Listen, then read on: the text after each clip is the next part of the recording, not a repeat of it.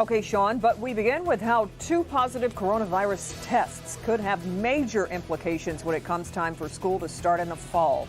Those two positive tests are summer school students at DPSCD, and right now school leaders and parents across the state are paying very close attention to the district's response. Our Paula Tutman has a look at what could change and what won't when school starts up again.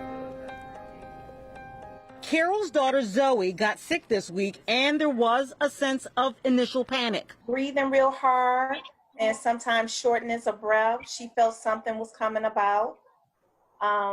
When she started summer school, everything was fine. A doctor's visit later, and it turns out it was a case of allergies and asthma. But for Carol, the presence of COVID-19 in any summer school class will still not be a game changer for her. Is it a risk? Yes, it's a risk, but at the same time, my view would not change. 13-year-old Brooke feels the same way. I'm nervous, but I know we do have to go back to school because I need to get my education. I want to be a nurse. I want to be a doctor like my mom.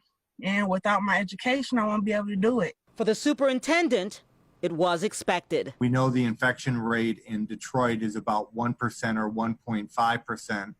So it was inevitable that when we tested students that there would be positive cases.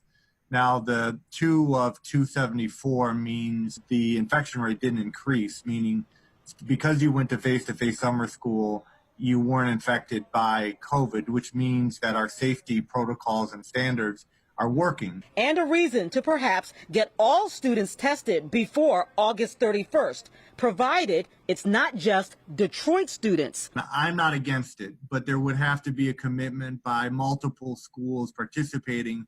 One, because obviously with all the demands that our families have, we don't want to see a situation where our parents don't come to our schools and go to other schools who aren't offering the test. That doesn't make sense from a service point of view, an enrollment point of view, or a funding point of view. And while the Finance Committee approved $29 million in investing into COVID safety for the fall, in an interview with the superintendent of Wayne Risa, Dr. Randy Leopa said that should any Detroit students in summer school test positive, it could be a reason for the entire county and any school district for that matter to think even more carefully about face-to-face protocols. It's going to raise the anxiety in regards to parents sending their students back to school, number one.